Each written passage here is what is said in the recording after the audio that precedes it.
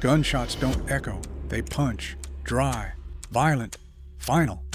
A man walks through a hallway soaked in red, breath steady, eyes empty. 3 seconds, 4 bodies. Someone whispers his name, not loud, not brave, just enough to be heard before they run.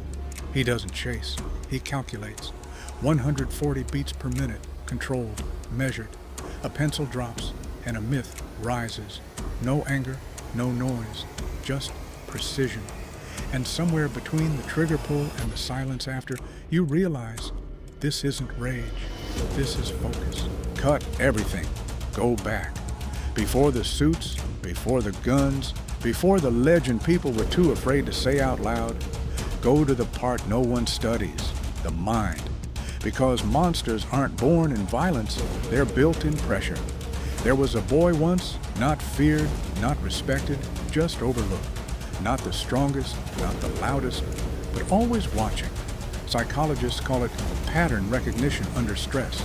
Athletes call it being in the zone. Writers call it flow. But the truth? It starts as pain, repeated, unnoticed. Every dismissal, every underestimation, every time someone decides you're not worth attention, your brain adapts. It sharpens. Studies from high-performance training systems show that under prolonged pressure, the brain begins filtering distractions at an extreme level. Tunnel vision, not weakness, a weapon, that's where it begins. Not with action, but with isolation. And then comes the first break, a moment of humiliation, a loss, something taken. Not big enough for the world to care, but deep enough to rewire everything inside you.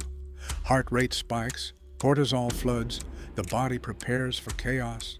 But some people, rare ones, don't explode. They narrow. This is the focus loop. Trigger, pain, silence, execution. Again, again, again. Elite combat training manuals describe it as task fixation under threat, ignore emotion, lock on to outcome. In competition psychology, it's called clutch state activation. Milliseconds slow down, decisions accelerate. And the man walking through that hallway, he mastered it. Not in a day, not in a moment, but through repetition so brutal, it erased hesitation itself. Think about it. Average reaction time is 250 milliseconds. Trained response under extreme focus drops below 150. That gap? That's survival.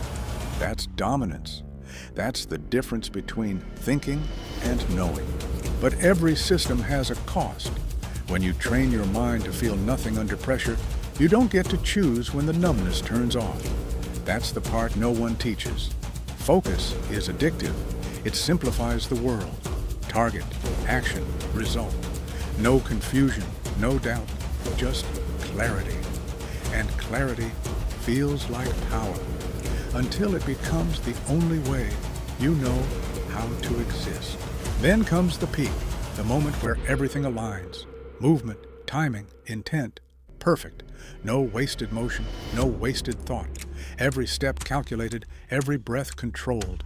This is where legends are made, not because they're stronger, but because they're quieter inside. Noise is gone, fear is gone. Only execution remains, and the world sees it as magic, effortless, unstoppable. But they didn't see the cost, the nights, the isolation, the slow death of emotion just to gain control. Because after the peak, there's always a drop, always. The body remembers, the mind cracks. You can't stay in the loop forever. Fatigue creeps in, not physical, mental. A slight delay, a missed read, and suddenly the machine hesitates. That's when reality hits hardest. Because when your identity is built on perfection, even a small failure feels like collapse. This is where most break, burnout, withdrawal, self-destruction. The same focus that built them starts consuming them. But not everyone ends there.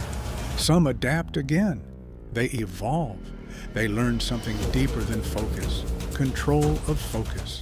They step out of the loop, not because they're weak, but because they finally understand it.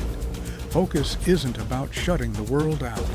It's about choosing what deserves your attention. That's the transformation, from reaction to intention, from survival to mastery.